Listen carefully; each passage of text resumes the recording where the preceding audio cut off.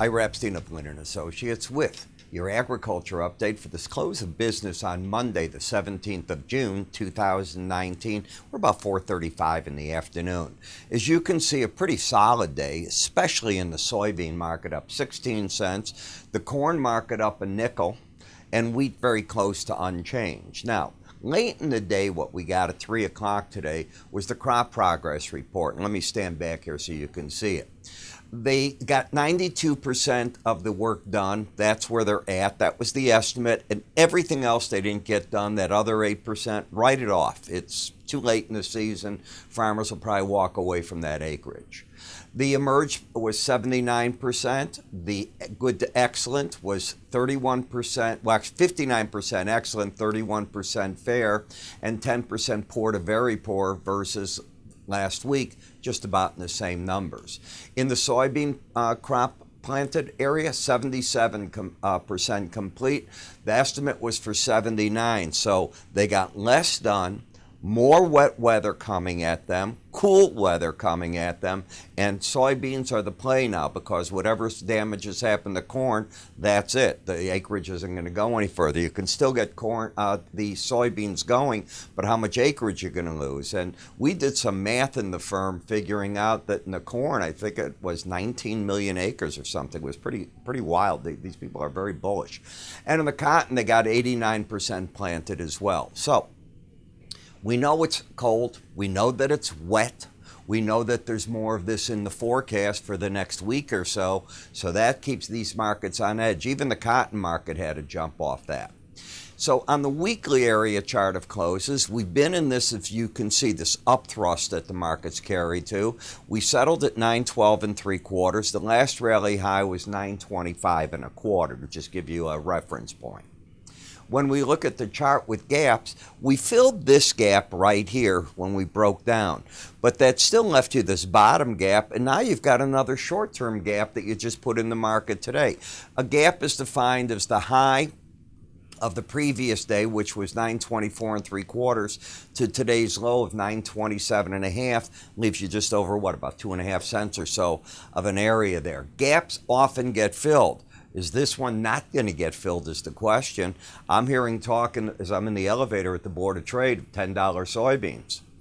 In the November bean, this was the swing line high. You then came down, made this low, and went up for a new high. So you're in a market that's just gone in a tear straight up from 875 1/4. It hasn't even had a lower low day to 940. So this market has added roughly 70 cents.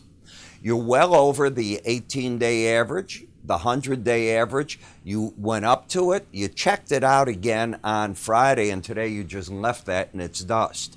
But be careful. The upper Bollinger Band is at 941 3/4. I think that tomorrow, any way the market goes, the market will have, wherever that Bollinger Band is, some resistance. I think some people will take money off against that in the near term. We'll see. In the slow stochastic, you're overbought. So I have an overbought market, got a market that's knocking on the door, did not hit the upper Bollinger Band, missed it by 1.25 pennies, and that number will jump tonight on the opening. I'm looking for traders to take some money off there. In the meal market, the last rally high in this market was 328.80. We got to 328.40 today. Again, we're overbought.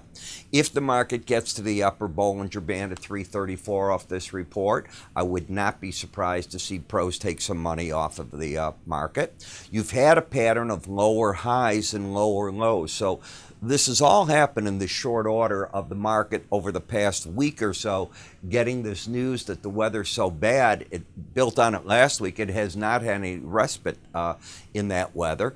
And in the soybean oil, you're back up and fighting at the upper Bollinger Band.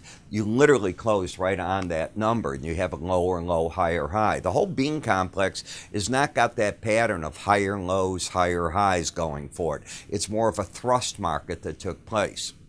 In the corn market, here you are with now the slow stochastics. Remember, it takes 3 days of being over 80 for both numbers. So it began on Thursday. That was the day because you didn't have it on Wednesday. You have your 1, 2. So now with an embedded reading, I would expect the market on pullbacks to enjoy buying opportunities from those that think they've left behind in the market until that red line closes under 80. In the wheat market, you got up to the upper Bollinger Band. You know what I'm going to tell you. I'm going to tell it to you on the corn. I'm going to tell it to you on the wheat, the beans. First time you hit an upper Bollinger Band, I think pros take money off the table. I don't know that they get out of all their position, but I know that I've been around this long enough to see how they react to it. And they'll start peeling money off because you don't know if you get those bigger corrections. You trade within the black bands 95% of the time, not outside of them. That's why they do that. In the sugar market, the resistance is evident at this 100-day moving average of closes. You still have the embedded reading, which means on these pullbacks, I think the pros are buying the market and popping out against that number. Should you close over that, in fact, close over 12.95, you might, the word is just might, get another wave of buying that could carry to the upper Bollinger Band. Until the market loses this red line closing back under 80, I think the market will try to just keep the pattern of higher lows, higher highs. Lose that, and then I think you're in for a correction down to wherever the 18-day average comes in. In the cotton market, even though you've got the report out of the way, you've still got yourself with lower highs, lower lows. I'll be surprised if you don't see selling if you get up to the 100-day and the 18-day average combination of prices. That's where I'd expect to see the resistance. I think the market would neutralize this leg of the downtrend if it got back over 105.85. Here's the one thing that bothers me on the rally if it develops. You're very oversold, so I'm not expecting the pros to get too aggressive on the short side. In the cocoa market, you lost the embedded reading. Now remember, here's the market with the embedded reading, and you had one of these difficult moves where you get what I call these vertical price moves. And in order to catch them, you almost had to be buying the market, and you got lucky to catch that thrust. Well, now the market's in the correction. It went back to what I call that line in the sand, that 18-day average of closes. It's sitting there waiting for whatever next. What is the trend? Well, I have a lower low. I have a higher high, so I don't have a trend. I've got bias up because you're over the 18-day average of closes, but I've got momentum turning down. In the December cotton market, back up to the 18-day average. Did I have cotton here before? That was coffee that I was talking about. I might have said cotton. I meant coffee. In the cotton market, back up today, and what you did here is you got up and over a previous high. So I now think what this market's trying to do is just develop sideways action more than anything else. You have a higher high, and you've got, I guess you can argue, higher lows and a higher high with today. I should take that arrow, have it point down here is actually to the upside. But because you're under the 18-day average, you don't have any of the bias going up yet. This is an important number, this 18-day average. We've been fighting it for 2 weeks. Tomorrow should be a telltale day. In the cattle market, this day threw the chart off, the one I'm pointing at. And what it did is this was an outside day down. And when that occurs, you have a higher high, lower low, but you throw that all out of whack with the current formation, and I cannot tell you where the real swing line is. Is it this low down here?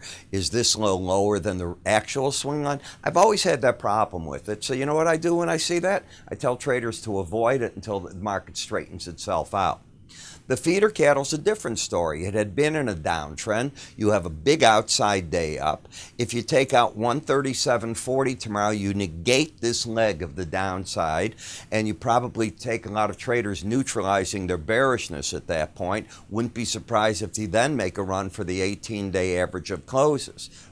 Conversely, if the market takes out today's low, this was a bull trap, and then I'm looking for the lower Bollinger Band. We're in an interesting part on that market. In the hogs, still bearish. You've got the lower highs, the lower lows. The market's under all the key averages. Now, watch tomorrow on this slow stochastic. It's trying to turn up. An update early in the morning could be a sign that this market loses that embedded reading. If it stays lost, you put price and the 18-day average into play for each other. So that's something I'll be watching. As you can see, the board's just cleared on us. I wanted to get you to where I want to be here. There we are.